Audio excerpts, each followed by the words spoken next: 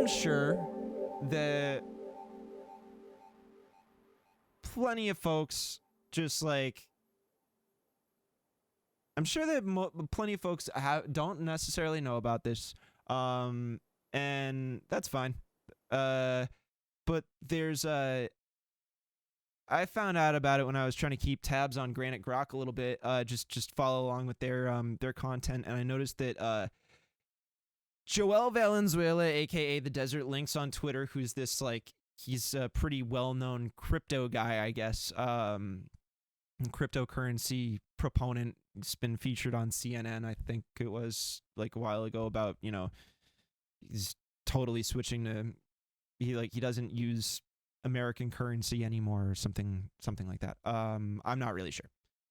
This segment isn't about crypto, but Joel and Chris Maidman, who is the chair of the Republican committee here in Peterborough, he's, you know, a member of the AFP. He's like, you know, sort of one of the fresh new faces of conservatism in the Monadnock region.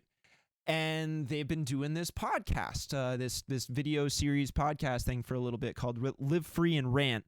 And they're giving out, you know, some pretty solid libertarian right perspective on stuff, which is honestly like not that different from what I'm doing over here. But last week they started talking about a topic that, like, I was elated that they started discussing it, frankly. Because it's like, what they were talking about is they are talking about how they are not happy with Governor Chris Sununu. Like, really not happy with him. Hilarious. There's like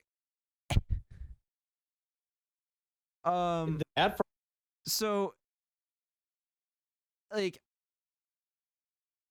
it's funny to see like the sort of the how do I want to describe this, like the similarities, honestly. The similarities between what I hear a lot of people on the left saying that they have a problem with when it comes to, you know, when it comes to the party, when it comes to, you know, this sort of the Democratic establishment. A lot of the complaints that I hear out of the left are actually pretty well echoed in this. But it's funny because it's coming from the right, Like, it's coming from the right of the right. Like, and this is also going to sort of get, well, after a certain point, it'll start to get into like tie around. So what I'm going to do is I'm just going to show this clip right off the bat.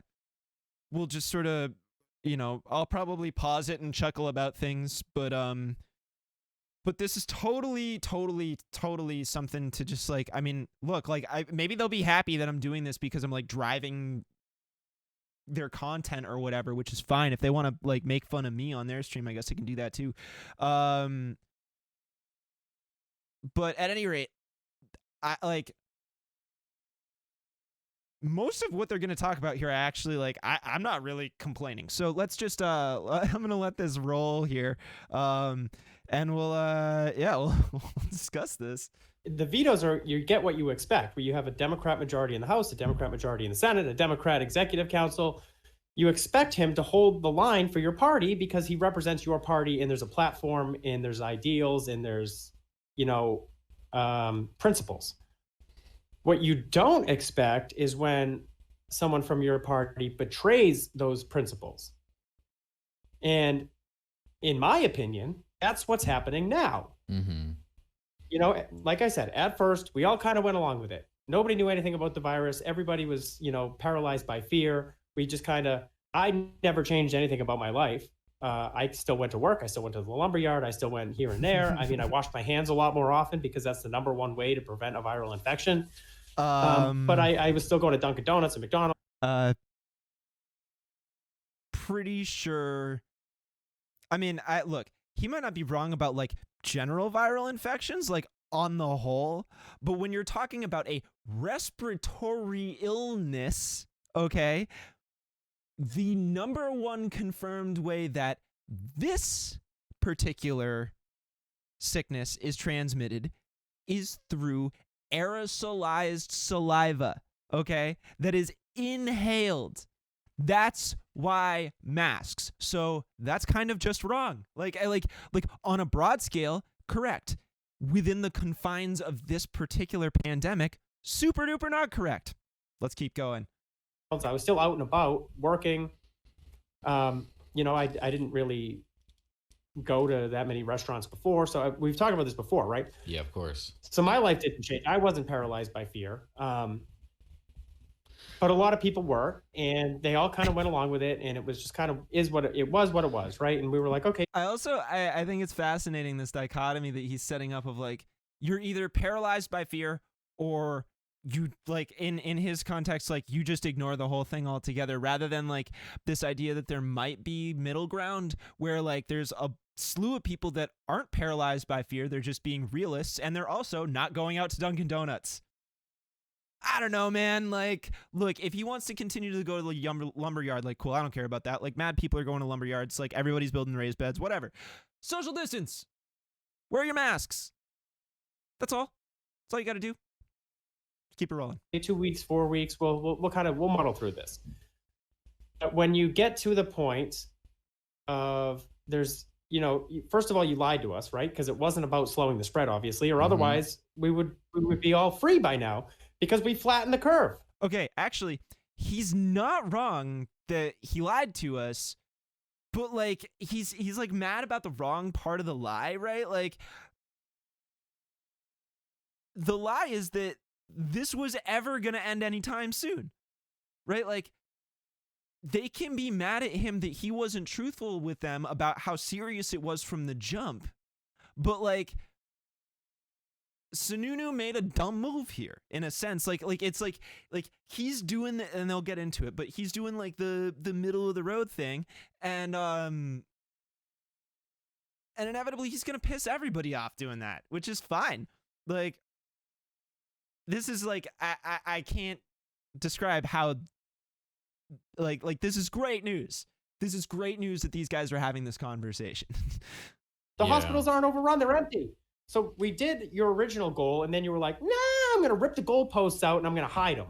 And I've been lying to you, and I'm going to keep lying to you, and I'm going to keep gaslighting you. And instead, I also, sorry, there's like, you know, he's talking about like flattening the curve. Like, that's something that's like, once you've done it, it remains flat, right? Like, flattening the curve and keeping it flat is something that you actively have to do. Okay. It's like taking a shower. It's not like you can take one shower and then you don't have to take more showers, right? Like, you got to keep taking showers if you want to be clean, homie. That's just how that works. So it's like, word. And I get that he's upset that Sununu ripped the goalposts out.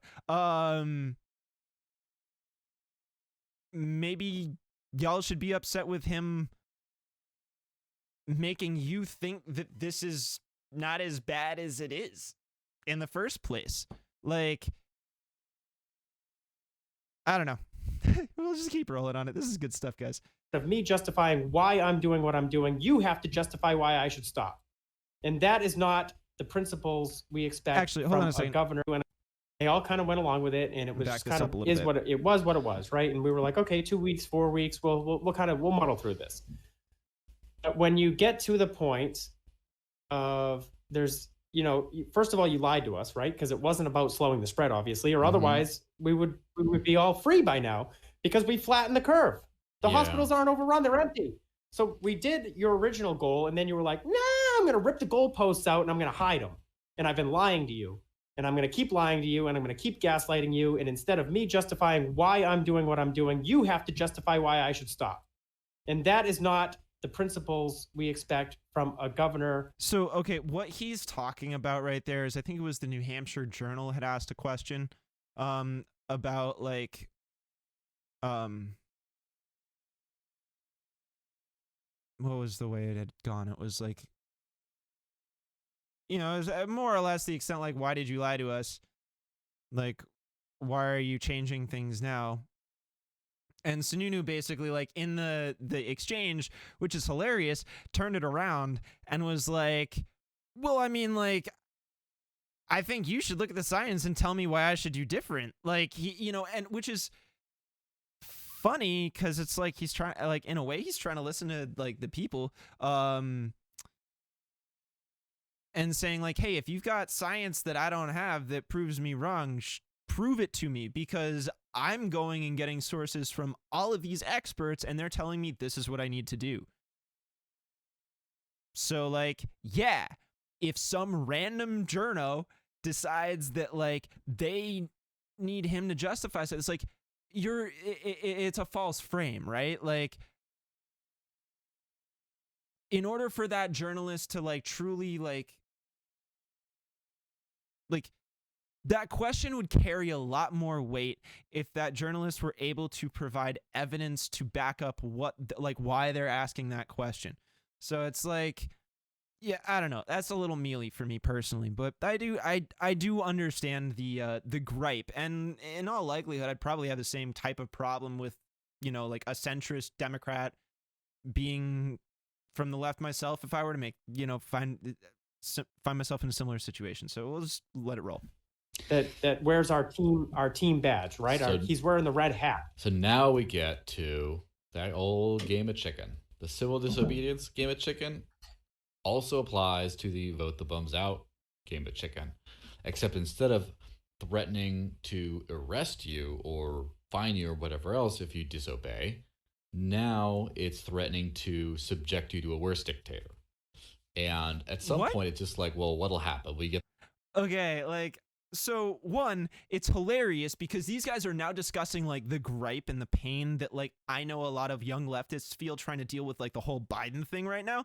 So it's like, and just in general, like when I think about like leftists who are dealing with neoliberals and what's been going on for literally the past like 2 decades, like they're describing a situation. They're like, oh, this is we got to talk about this. Like, hey, we on the left have been dealing with this for the past 2 decades. So like, welcome to the party, boys. Like, yeah, it's just, it's a little, fine you it's or a little whatever ridiculous else if you disobey. Now it's threatening to subject you to a worse dictator. Now, also, I don't understand why he's saying dictator. Like, this is like that type, like I just like, my personal question on that is like, like to Joel there would be like, why dig into that level of hyperbole? Like, we're certainly not like a truly functioning democracy at this point. We're like a downgraded democracy here in the United States, and that's definitely clear, like on a state to state level too. But we just do not live in a dictatorship. Governors are not dictators, like at all. Like that's purely not true. So like, and my question to Joel there would be like, are you hyperbolizing that to further activate people who might be already upset with that type of rhetoric? To like, I mean, I would assume the answer is yes, but like,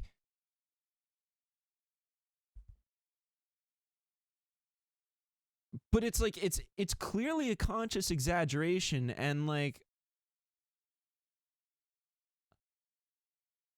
I just like, I guess I myself really want to understand like how deeply is it like, where is the line on when we become a dictatorship, dude? Like, if you really believe that our governors are dictators, right? Do you believe that Sununu is a dictator? Would you characterize Chris Sununu as a dictator currently? I wouldn't. I just would not. he's not a dictator. He's a governor. He doesn't dictate. At least not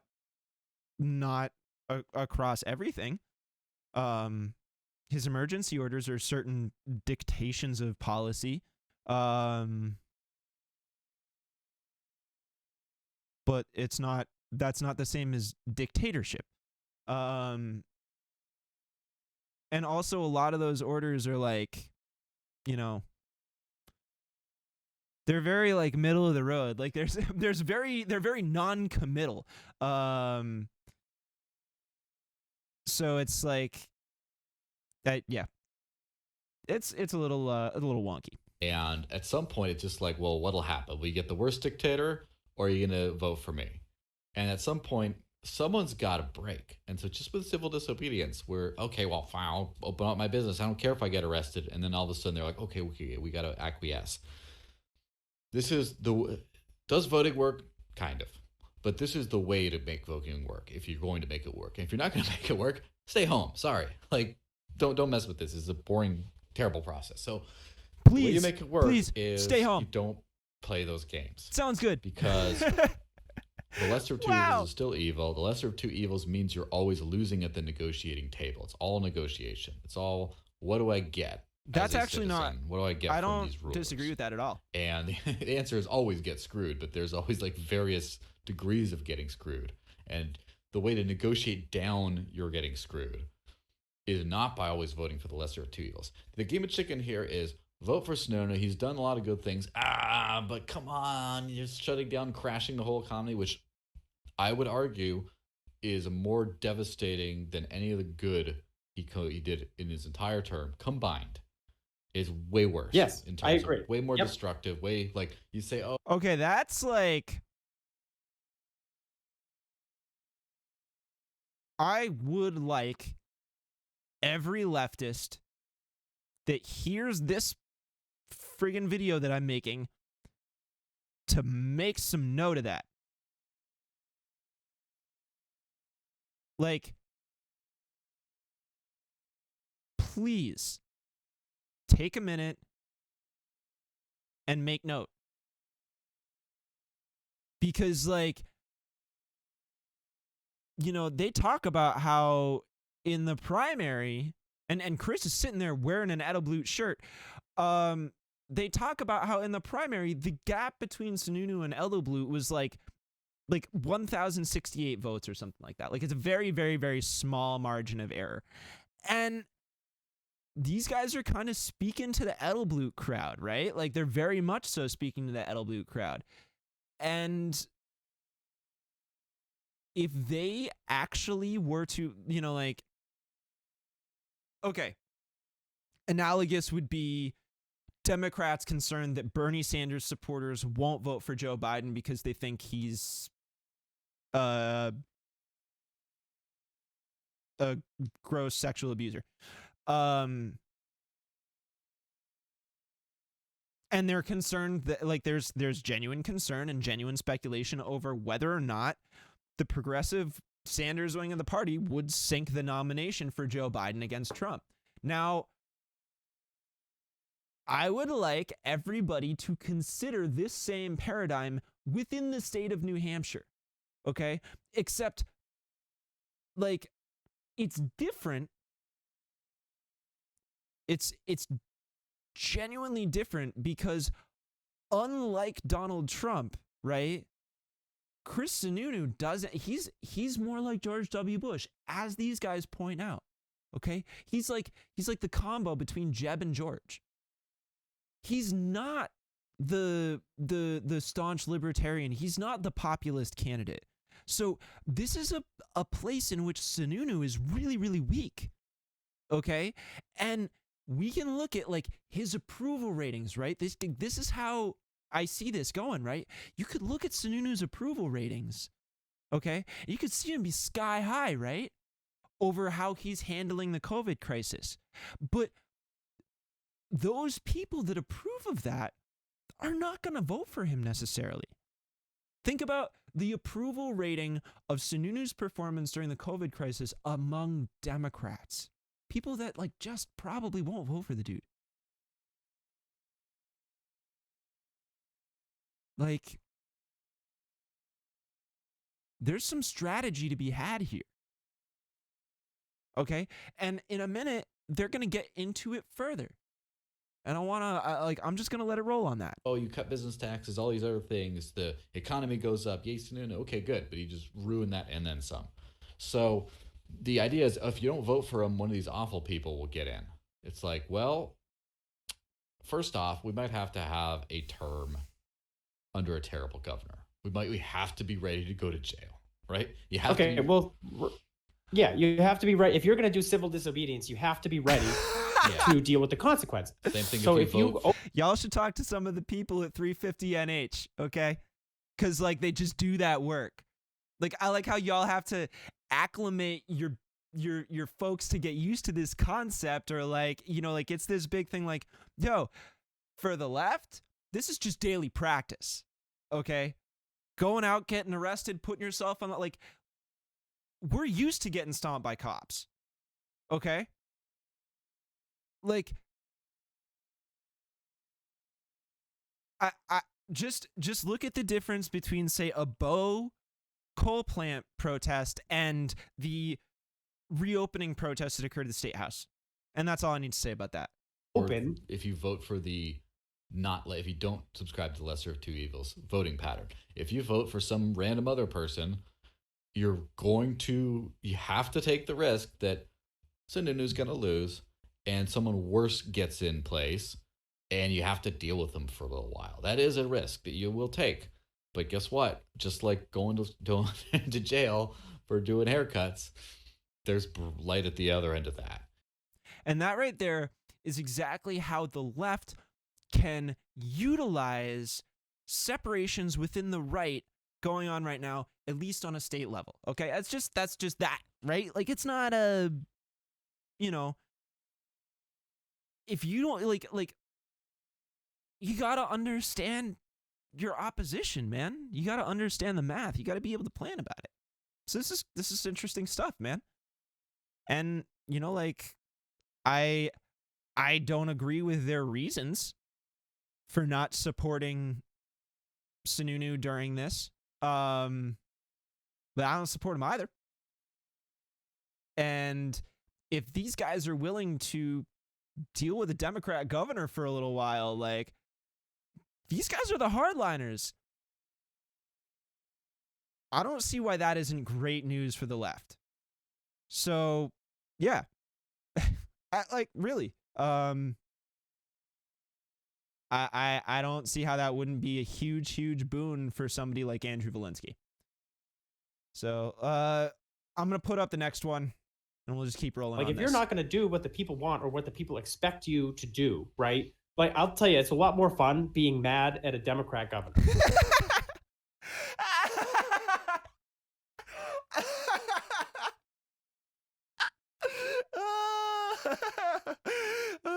Okay, so I totally should have set this up a little better. Like, this clip in particular that I just popped up is more about Chris talking about sort of like his own personal like opinions on it, and this is solid. This is really solid. Like, and what I think is funny about this, right? Like, I'll let it roll for a second, then I'll finish my. Because you, it's easy to be mad at them, right? Like Governor Whitmer in Michigan. It's real fun to be mad at her because you expect Democrats to be your government. You expect them to. So it's kind of. I love that. You expect Democrats to be your government. Like, you know, I at one point I had heard someone describe, like, I can't remember where. I'll see if I can pull it up. It might be a YouTube video, but like, it's like this description of like how the Republican Party is the party of losers. And the reason it's the party of losers is because of that exact mindset, right? It's easier to be in the position of less power and just be mad at a Democrat. Cool, man. If that's what you want, then just vote in Democrats so you can just be mad and hate all the time. Word. Works for us. Awesome. Continue. So, like, you get what you expect. And when you get something that you don't expect, like what I expected in New Hampshire was kind of like Kristi Noem out in South Dakota. I expected live free or die mentality. I expected personal responsibility. I expected, you know, I mean, we're the live free or die state. So I expected kind of we would get something along those lines. Kristi Noem happened to be like the only governor in the country to do it. And, you know, she got parades thrown in her favor. Like the people that are protesting in every other state are throwing parades for her. Do you think she's going to get reelected? Oh, by a landslide. Exactly. Take heed, politicians. Right. This is how it's done. So you know, like you said, it comes down like, so it seems counterintuitive to vote against your own party. Yeah. Right. I mean, if you subscribe to the party system, I don't. I do. You know, I work within the party to try to hopefully move it in the right direction. Because somebody has. I really just want to take a second to point out, like, this is actually where I totally, like, I could not agree with Chris more. Like, actually, I mean, I think he's spot on about this. If you want to drag, like, for him, it's about taking his conservative Republican Party further to the right. You know, for me, it's about taking this like center liberal Democratic Party and pulling it further to the left. Like, our interests are not all that different. They just happen to go in opposite directions. And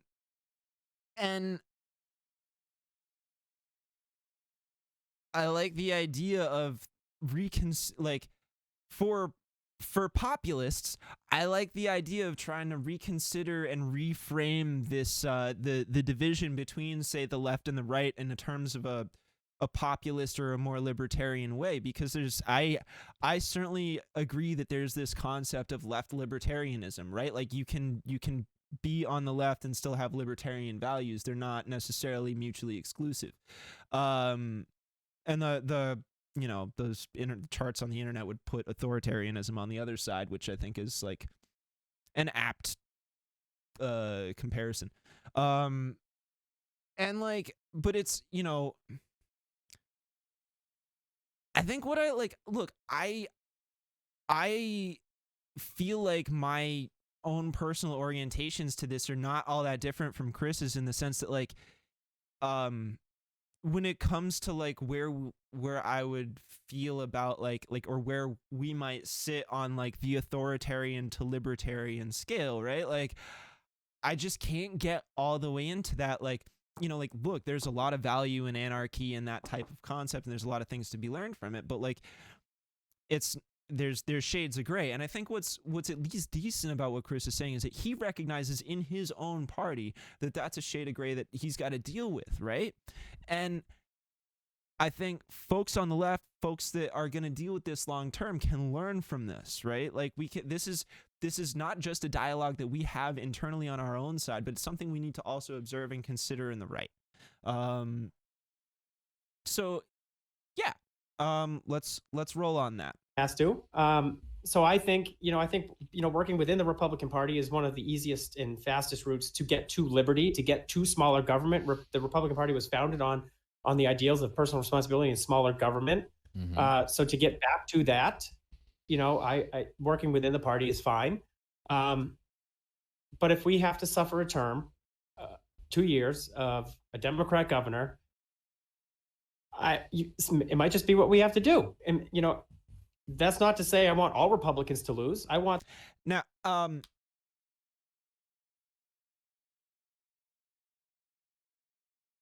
I would hope that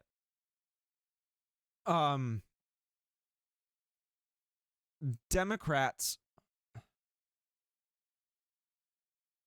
will take note of this. Because at some point or another, there will be a populist shift in the state. And right now, it could go to the left or it could go to the right. And I got to be honest with you, the GOP in this state is doing a much better job working with their populists than the NHDP is with theirs.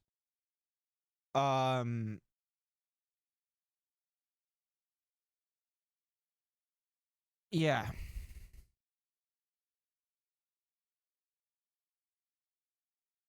At this point, I think like I super duper hope that leadership at the NHDP is watching this podcast, this YouTube show. I really hope so. I cannot stress it enough. So and something else to be clear about, like, these guys have a significantly larger following than I do, right? I'm a nobody by comparison. So like, yeah, Joel and Chris, if you want to make fun of me, yes, y'all have a bigger following than me. I don't care. I'm talking about it. It's fine. So look, like,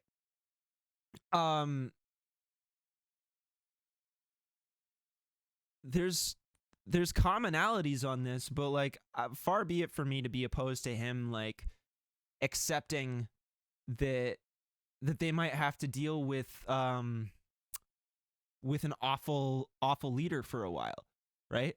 I'm willing to take that risk. Like, I'll take that gamble. I'd love to see how that plays out in 3 to 4 years, like 3 to 5 years. If they're able to, if the Free State Project really is able to totally yank the conservatives all the way into basically just no longer even being like center Republicans and literally just turning the Republican Party into the Libertarian Party in this state. I mean, that's like been more or less the goal of the Free State Project. But like, frankly, I'm willing to take that bet. And the reason I'm willing to take that bet is because, like, we've consistently had Democrats going to DC. Like, we pretty consistently send Democrats to DC, with the exception of Kelly Ayotte in recent memory. We really do, like, this state has just generally trended blue over the past few decades. That's just something that you can observe politically. So, like, I am fine with them trying to take that bet. I'm totally cool with it, and I totally support it. And like, I just want to see how it cashes out. The one, and I don't even necessarily want that asshole to lose. I don't necessarily want him to lose. I don't want Governor Feltus. I don't want Governor Walensky. But I am no longer going to just vote for the lesser of two evils. Mm-hmm. If you want my vote, I want you to earn it. So I will vote for the senator in my district, probably. She seems pretty aligned with me on principle. And until she proves me wrong, she's earned my vote. I will vote for... Can we just note, talked about earlier in this stream, that's Jean Deach. She's a Democrat, okay? Like... And I have seen him openly criticize her multiple times on Facebook. Like, and he's on his right-wing stream right now talking about how he'll vote for her. Cool. State reps in my district, which I'm one of the candidates, so I mean, it's easy to vote for myself. Okay. Announcement: Chris Maidman's running for state rep in this area. Okay, so Peter Leishman, Ivy Van, keep an eye on it.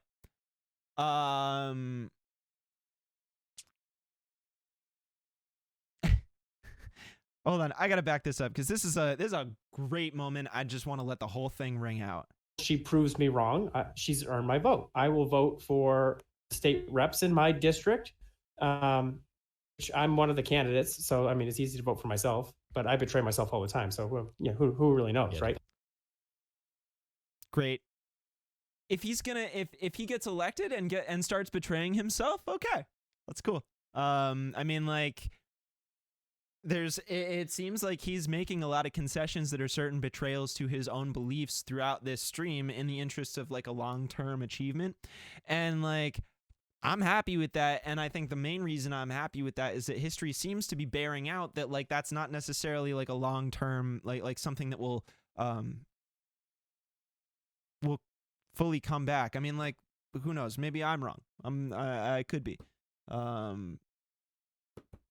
Donald Trump getting elected to president was certainly a kick in that direction, of reminding us that we're not anywhere near as far along as we think we are. But I mean, I think definitely in some ways we have, as a society, grown better about being more accepting and being a more, a more communal society. In what capacities we can be, in what capacities work, where we've had a lot of years working on that. And so,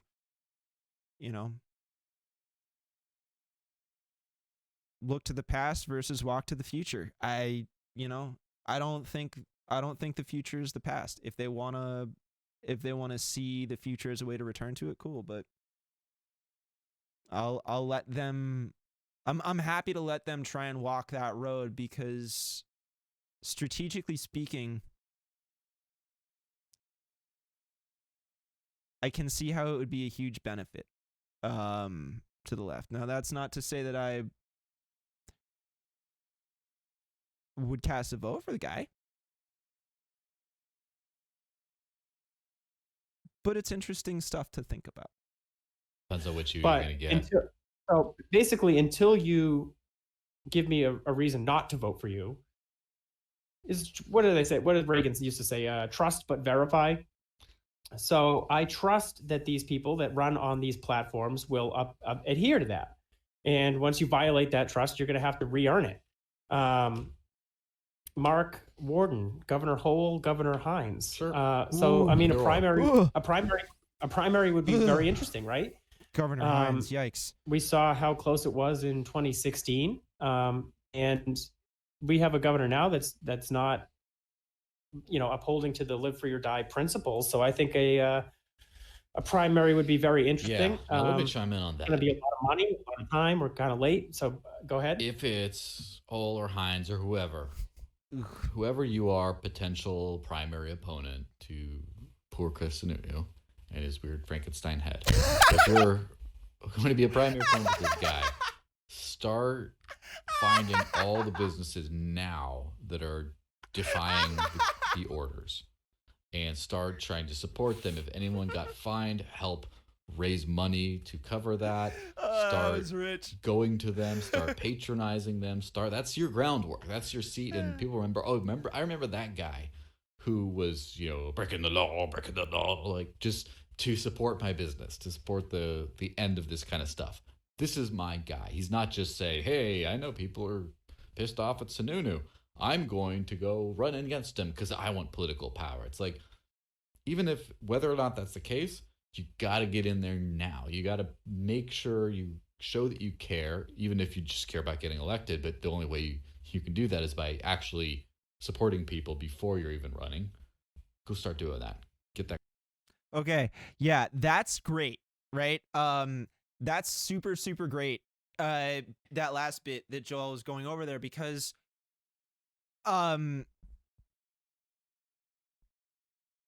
he just gave it to us, and I'm sitting here, they can watch my videos and they can pull strategy off of me too, and that's fine. We can have this back and forth and that's cool.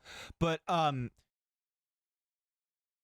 he just described exactly what like somebody like Andrew Valinsky would need to consume and repatriate. Maybe I'm using that word wrong, but like turn it into something that can be used in a like find a progressive policy that like sort of is equal, right? or would satisfy the same needs. So if you're able to give like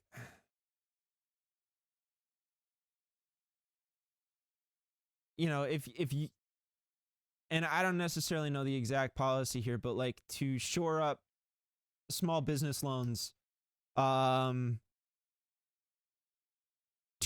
not like, like there's weird conditionality going on in a lot of stuff right now about like, well, if you fired all your employees, then you're not eligible to get small business association benefits, or like, or what is not SBA, but the PPP relief, right? I think that's how that works.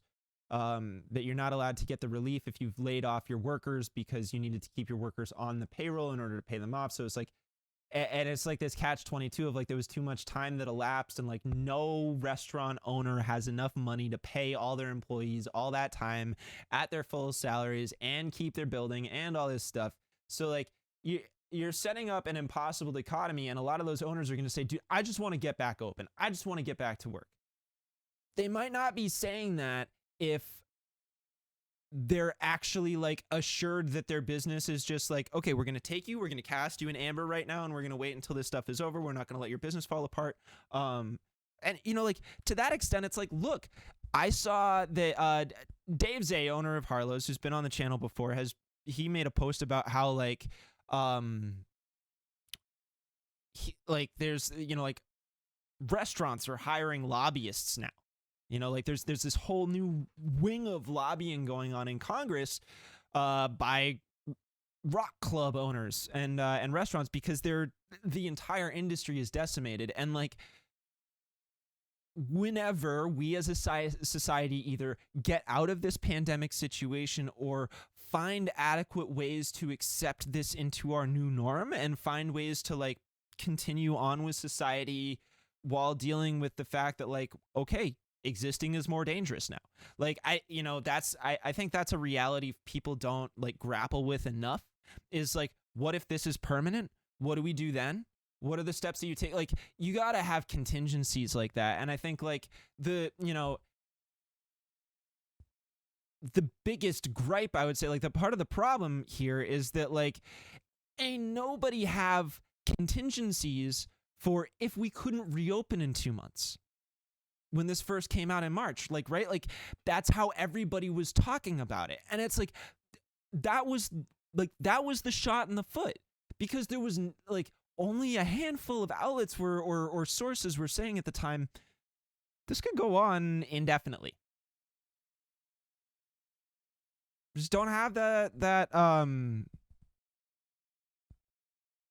we just never had that. And so that's, I would say that's a huge part of the reason that we're in what we're in now. Because there wasn't an acceptance of reality.